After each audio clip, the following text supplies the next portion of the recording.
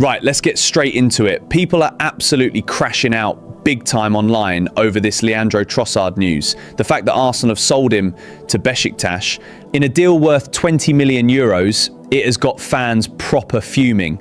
The general consensus on the terraces is that we've been absolutely shortchanged here.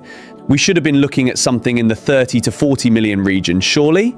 Mate, do you reckon Besiktas have completely lowballed Arsenal for a reigning Premier League champion and one of the most clinical forwards in the ongoing World Cup? Let us apply some cold, clinical realism to the situation. Leandro Trossard is rapidly approaching his 32nd birthday and had a mere 12 months remaining on his current contract. In the grand calculus of modern football finance, 20 million euros is far from an insulting figure for a player at this specific juncture of his career. I appreciate that the fan base is riding high on the euphoria of our recent league title, but one must remain objective regarding a player's value coefficient when adjusted for age and career longevity. Let's look at the baseline facts. In January 2023, Arsenal signed Trossard from Brighton for an initial £20 million, with add-ons taking it to £27 million. A 4.5-year agreement set to expire in the summer of 2027. He proved to be arguably the most cost-effective, value-for-money acquisition of the Emirates era. Let's not forget, he wasn't even the primary target in that window. Mykhailo Mudryk was supposed to be the marquee arrival. When Chelsea hijacked that deal, Arsenal pivoted flawlessly to the brilliant Belgian. Trossard went on to carve out a stellar career, racking up 36 goals and 34 assists in 174 English top-flight appearances before Mudryk could even register 5 goals for Chelsea. Now, 3.5 years later, Besiktas offer 20 million, roughly 17 million, to take him off Arsenal's hands with 1 year left. The optics might look underwhelming to the untrained eye, but the accounting underneath is incredibly shrewd. When a football club signs a player, the transfer fee is amortized evenly across the lifespan of the contract rather than recorded as an immediate lump sum expense. Arsenal paid a guaranteed £20 million and spread that cost over 4.5 years. By July 2026, approximately 3.5 years of that contract have elapsed, meaning roughly 78% of the initial cost has already been written off the books. Consequently, the remaining book value sitting on Arsenal's balance sheet is somewhere between £4.4 million and £6 million. When Besiktas pays £17 million for an asset with a book value of roughly £5 million, Arsenal are booking an immediate accounting profit of between 11 million and 12 million on a 31-year-old entering his final year. Frankly, it is remarkably smart business. Right, so by your logic, getting 20 million euros for a bloke who turns 32 this year, who we bought for 27 million 3.5 years ago, is actually a bit of a masterstroke? Precisely. Everyone is hyperfixated on the headline transfer fee, completely ignoring the massive wage relief off the balance sheet. Trossard and Gabriel Jesus combined command the staggering £23 million a year in salary. That is roughly £450,000 a week in wage commitments. Under the strict parameters of PSR, the ultimate triumph here isn't the influx of liquid cash, it is cost optimization. Arsenal have already posted record-breaking revenues. The objective now is clearing the decks and freeing up financial headroom for a genuine marquee signing. Securing £17 million for Trossard now, rather than watching him walk away for absolutely nothing next summer, is exactly the sort of disciplined decision-making that keeps a club in the Premier League's good financial graces. You've broken that down beautifully, fair play. But with Trossard finally packing his bags for Besiktas and looking back at his legacy in N5, how do we actually define him? Are we remembering him as an undisputed Arsenal legend, or is he firmly in the cult hero bracket? A player who was foundational from the very first year we re-entered the title conversation, and who contributed layout immensely to ending our painful 23-year Major League trophy drought last season, deserves far more than the cult hero label. In my estimation, he is an Arsenal legend. We must understand that the Arsenal fan base is effectively split into two distinct epochs, the Highbury era and the Emirates era. The Highbury era were those that witnessed the first league title stretched down to the Invincibles.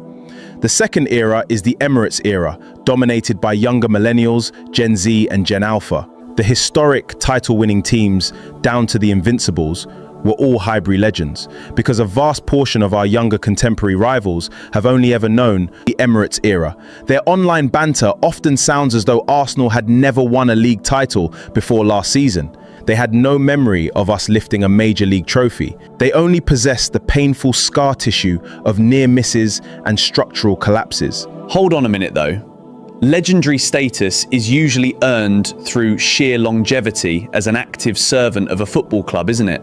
If we subscribe exclusively to that narrow narrative, then Theo Walcott is automatically qualified to be an Arsenal legend, simply because he spent 12 years at the club. Longevity is a significant factor, certainly, but it is not the sole determinant. Legendary status is forged in the fires of unforgettable, history-altering impact. In the modern tapestry of Arsenal's history, we will collectively immortalize 4 distinct iterations of the squad. The team that won the first league title, the team that went entirely unbeaten, the team that broke the 23-year drought last season, and the team that eventually captures our first UEFA Champions League trophy. Leandro Trossard's contributions to securing that historic first league title of the Emirates era were far too vital for him to be relegated to a mere cult figure. He was there at the genesis of the rebuild. Generations of Gooners will never forget his iconic goal against West Ham, because that was the definitive strike. That secured us the Premier League trophy. Not all goals are created equal. Some goals win you individual matches, others alter the trajectory of a football club's history.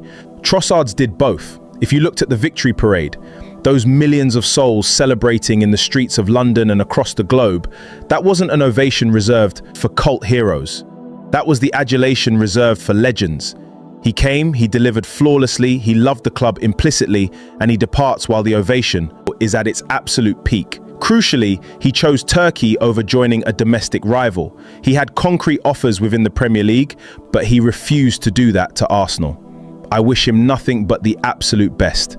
If you want cold, clinical realism instead of emotional media noise, hit subscribe. Elevate your footballing IQ with the sharpest minds in the game. Now, let's pivot to the transfer window and how we fill that massive void on the left flank now that Trossard's exit is almost official. Are we looking at a double swoop for both Bradley Barcola and Morgan Rogers, or is it strictly an either-or scenario? The answer to that conundrum hinges entirely upon the future of Gabriel Martinelli. The internal indications suggest that Arsenal are genuinely open to cashing in on the Brazilian if a premium, representative valuation is met.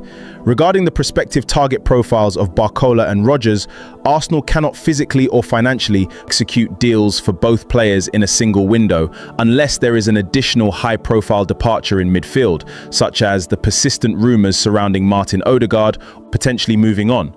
Short of a monumental clearing of the decks, it will strictly be a choice between Rogers or Barcola. We must also monitor the situation regarding Christos Tzolis.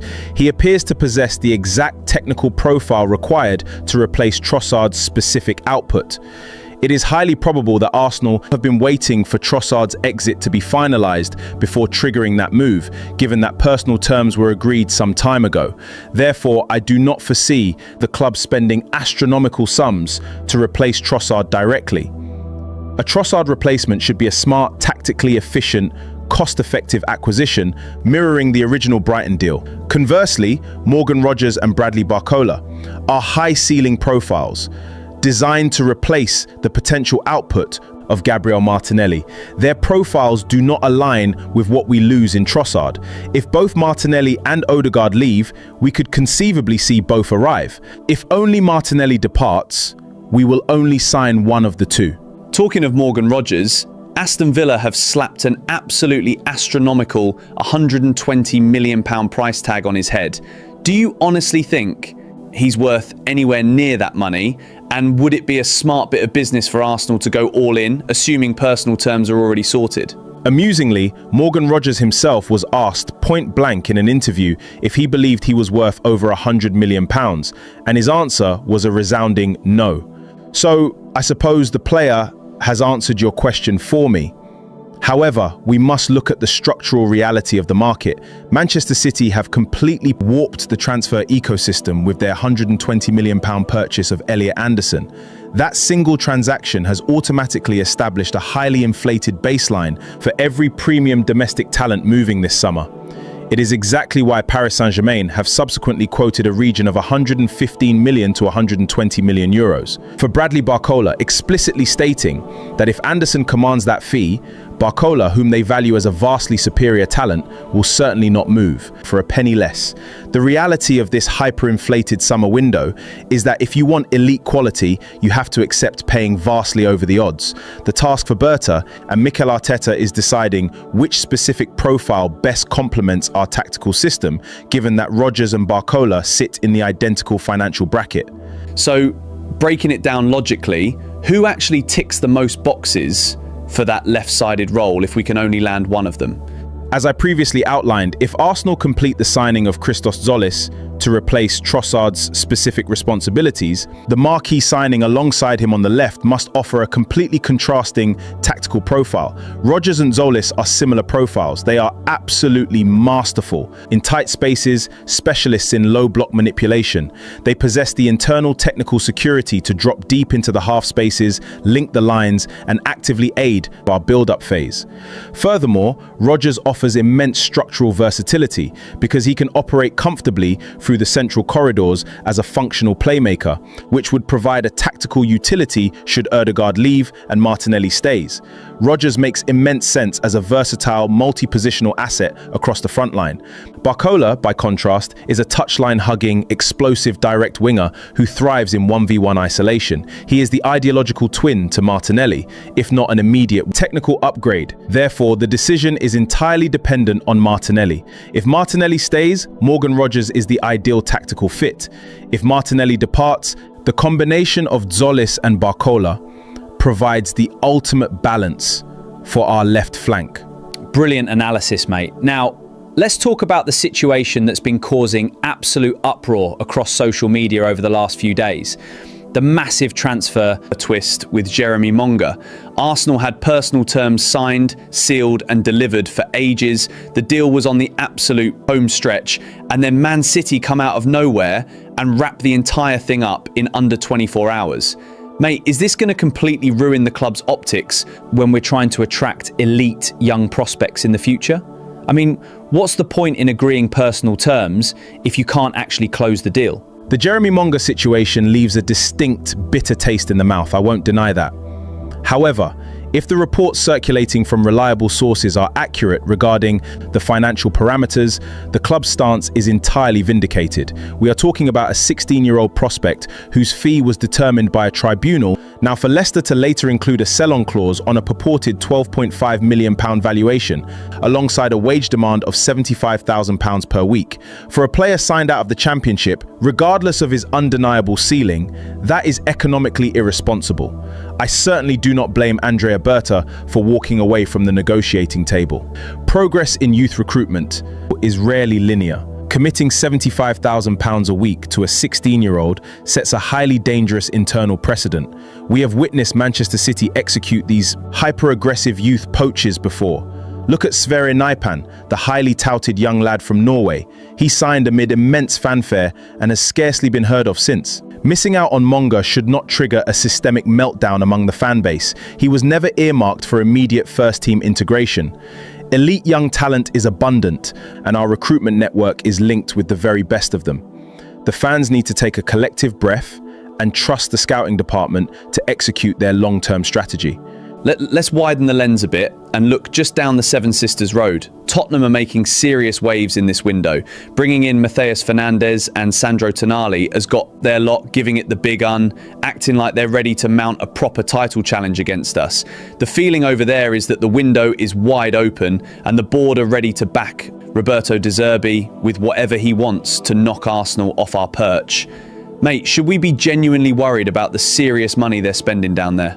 Do you see them as real title contenders for next season? First and foremost, the entirety of the Premier League should collectively send Mikel Arteta a letter of appreciation for what he has accomplished over the past 4 seasons.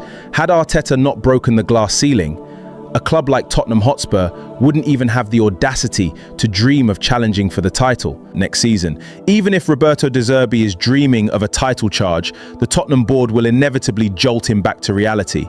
The rest of the traditional top 6 knew that As long as Pep Guardiola was sitting at the absolute peak of his powers at Manchester City, challenging for the title was statistically impossible.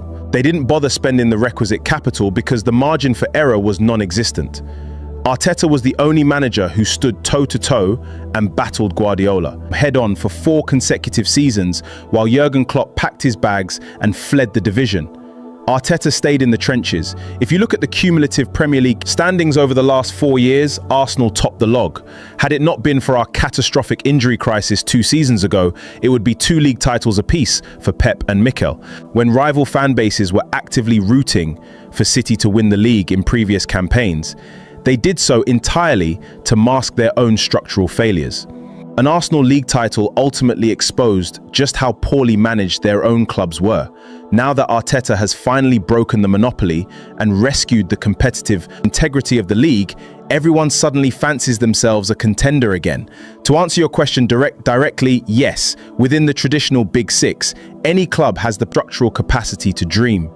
But if Tottenham think it is going to be an easy ride simply because Pep's historical hegemony has waned, they are in for a remarkably rude awakening. Mikel Arteta did not spend 4 years fighting the greatest manager of this generation just to hand over the keys to the kingdom after a single title win. Spot on. But let's be right about it. Why are we moving so slowly in the market right now? Typically, a champion that wants to retain its crown acts swiftly, and at the minute, we seem to be doing the exact opposite. Don't you think there's a danger of complacency creeping in because we've finally won the league after all these years? Could this slow movement come back to absolutely haunt us? I entirely comprehend the anxiety, but we must contextualize the broader football calendar. The FIFA World Cup is actively ongoing. If you look at the major market movers, thus far, barring Elliot Anderson, the vast majority of completed transfers involve players who did not participate in the tournament. The primary targets on Arsenal's shortlist are still heavily involved in the latter stages of the World Cup, which is the fundamental reason behind the apparent lack of concrete movement. We enter this window as the reigning champions of England. Our objective is no longer squad expansion. That was the protocol of previous seasons. Our explicit mandate now is identifying genuine ceiling raisers, the absolute cream of the crop who demonstrably improve our starting 11. I am entirely confident that once the World Cup concludes, the club's business will accelerate rapidly.